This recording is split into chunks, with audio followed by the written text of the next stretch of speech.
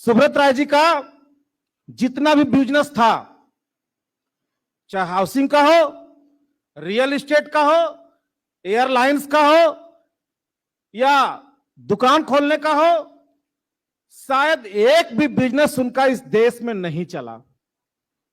सारे फेलवर हो गए, सारे बिजनेस समेट लिए गए। अब तो सारे बिजनेस उनका समेट करके मैक्सिडोनिया में उनके बच्चे संभाल रहे हैं और वहां राजा की जिंदगी जी रहे हैं। हिंदुस्तान का पैसा ट्रांसफर हो गया मैक्सिडोनिया में, उनके दोनों पुत्र, उनकी बहुएं और उनके पोता पोती आज राजा की जिंदगी गुजार रहे हैं। और हम जैसे सहारा के जमाकर्ता 13 करोड़ और हमारे परिवार आज रोड पर भीख मांगने को तरस रहे हैं। हमारी बहन बेटियों की शादी नहीं हो रहा, हमारे बच्चे का स्कूल का फीस नहीं भरा जा रहा, हमारे बूढ़े बुजुर्गों का MIS का पैसा नहीं मिल रहा। इतना तमाम तरह की विसंगतियां पैदा हो गई है जिसका कि आप वर्णन नहीं कर सकते हैं सर। मैं ध्यान आकृष्ट करना चाहूंगा सर, सुब्रत राय जी के द्वारा सहारा के भुगतान के लिए तरह तरह की कंपनियां बनाई गई लोगों से पैसा इकट्ठा करने के लिए। 45 सालों में इन्होंने अनेक कंपनियां बनाया और एक कंपनी का बंद करके दूसरे कंपनी में और दूसरे कंपनी का काम बंद करके तीसरे कंपनी में, चौथे कंपनी में, ऐसे क्रमवार चलता रहा। और आज भी इतना कुछ होने के बाद भी सहारा ई स्कूटी और सहारा ई बॉल्स के नाम पर भी उनका कारोबार मार्केट से पैसा लेने का चल रहा है। मैं ध्यान आकृष्ट कराना चाहूंगा सर कि हम जैसे जमाकर्ताओं का जो सहारा इंडिया में भुगतान पेंडिंग है, उस पैसे को देने के लिए उनके पास एम्बार्गो लगा हुआ है। हमारे पैसे को देने के लिए सहारा से भी का विवाद है। मैं जानना चाहता हूं, अगर कोई है सहारा के पक्षकार यहां पे, तो मुझे जवाब दें कि हमें पैसा देने के लिए उनके पास एम्बार्गो लगा हुआ है। 2012 में सहारा और सेबी का जजमेंट आया था। अगर एम्बार्गो लगा भी था तो तुमने 2014 में पैसा क्यों लिया, 2015 में पैसा क्यों लिया, कंटिन्यू पैसा क्यों लिया? जो डिपॉजिट का फॉर्म था उस पर क्यों नहीं लिखा कि हमारी कंपनी पे एम्बार्गो लगा है, जिस दिन मैच्योरिटी का भुगतान हम करेंगे तभी करेंगे जब हमारे ऊपर एम्बार्गो हट जाएगा। ऐसा डिक्लेरेशन दिया क्या? हमारे लिए एम्बार्गो लगा हुआ है। अब मुंबई में जन्मदिन मनाने के लिए देश में सर स्पेशल ट्रेन चलाया जाता है, झारखंड की राजधानी रांची से और कई राज्यों से स्पेशल ट्रेन चला करके, विशेष ट्रेन से, उस ट्रेन में केवल सहारा के एजेंट्स और उनका ऑफिसर छोड़ के दूसरा कोई सफर नहीं किया था। और वहां पे करोड़ रुपए पानी की तरह बहा दिए जाते हैं। वहां सहारा स्टार होटल और सहारा ताज में उनका जन्मदिन मनाने के लिए उनके लिए एम्बार्गो नहीं लगा हुआ है सर। और हमारे बच्चे का स्कूल का फीस देने की बारी आती है, जो पैसा हमने वहां रखा था उसकी मांग करते हैं तो हमारे ऊपर एम्बार्गो लगा हुआ और हमें पैसे की भुगतान नहीं हो पाएगा। ये क्या न्याय है सर? दूसरी चीज, इनका सारा बिजनेस फेलवर हो गया, लेकिन एक बिजनेस फेलवर नहीं हुआ और वो था मार्केट से पैसा कलेक्शन करना, जो पैरा बैंकिंग के नाम पर चला करता था। वो कभी बंद नहीं हुआ। राम का पैसा लेके श्याम को, श्याम का पैसा लेके घनश्याम को, घनश्याम का पैसा लेकर के अन्य को, ये इनका हमेशा चलता रहा। और इसके इस काम में आज हमें इस प्लेटफॉर्म पर कहने में कोई भी हिचक नहीं है कि इस देश का, चाहे तो सत्ता पक्ष हो या विपक्ष हो, सब लोगों ने इनको सहयोग किया और सब लोगों ने इनसे मलाई खाई। और एक विशेष वर्ग जो अपने देश का है, जो हमारे देश का चौथा स्तंभ, शायद मेरी बात कुछ लोगों की बुरी लगेगी लेकिन कहना पड़ता है, दिल का दर्द है सर। मैं आज यहां खड़ा हूं तो देश के 13 करोड़ जमाकर्ताओं को रिप्रेजेंट करने के लिए खड़ा हूं, इसीलिए बात कहना पड़ रहा है। क्योंकि 13 करोड़ तो जमाकर्ता है और उनके पीछे जो उनका परिवार पल रहा है, अगर एक व्यक्ति के पीछे अगर कहा जाए, डिपोजिटर के पीछे अगर 5 व्यक्ति भी अगर हैं तो 13 × 5 = 65 करोड़ का यह मामला है। तो मुझे बोलने में कोई हिचक नहीं है कि इस देश की राष्ट्रीय मीडिया भी बिकी हुई है और सुब्रत राय से पैसा खाई हुई है। हमारा तकलीफ दिखाने में उनको डर लगता है, हमारा दर्द दिखाने में उनको डर लगता है।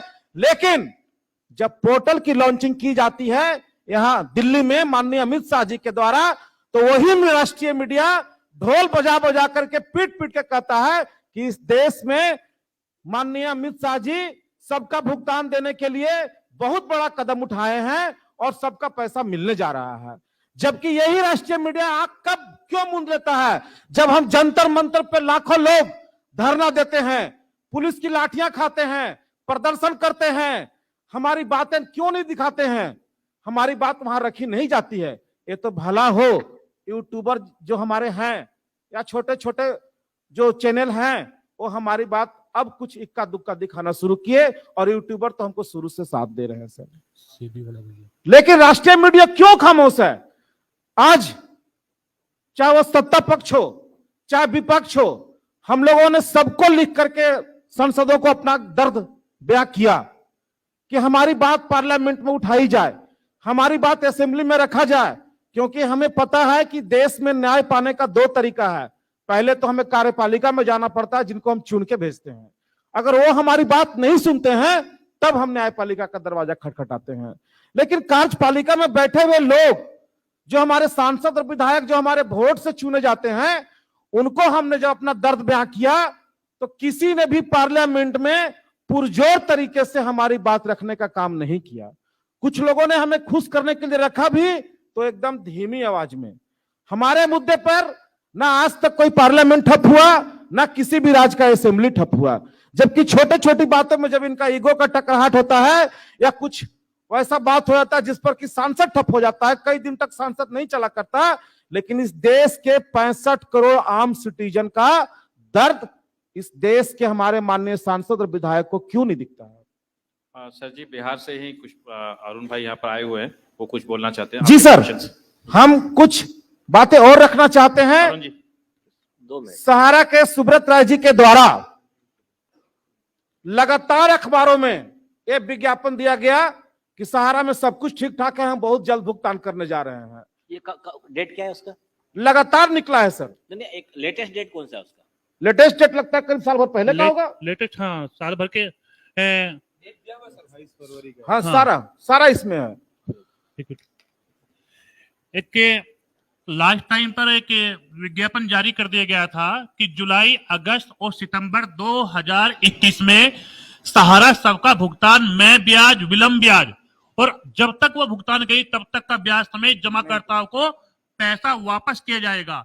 लेकिन सितंबर बीत जाने के बाद, बल्कि सितंबर में ही विज्ञापन जारी कर दिया गया कि अब हमारे पास बताने के लिए 14,700 करोड़ इनाम आने की बात कही थी, लेकिन वहां भी मुकर गए और उन्होंने कहा कि अब हम नहीं बता सकते कि वो पैसा आपको कब तक मिलेगा। कोविड का बहाना बनाया गया। उसके साथ साथ में 24,000 करोड़ रुपए जो डिपॉजिट सेविंग का, उसका बहाना बनाया गया। इसको हम बहाना नहीं मानते, क्योंकि हम खुद इस सिस्टम में है। जैसा सर आपने बताया कि आप एडवोकेट नहीं थे लेकिन सिस्टम में आए, इसी तरह हम एक एक नफ्स को जानते हैं। और मैं यहां एक बात और कहना चाहता हूं सर, हमने हजारों और लाखों लेटर सहारा प्रबंधन को लिखे सब समस्या को लेकर, जबकि लेटर का चिट्ठा हमारे पास है, लेकिन सहारा प्रबंधन ने हमें कोई भी जवाब नहीं दिया।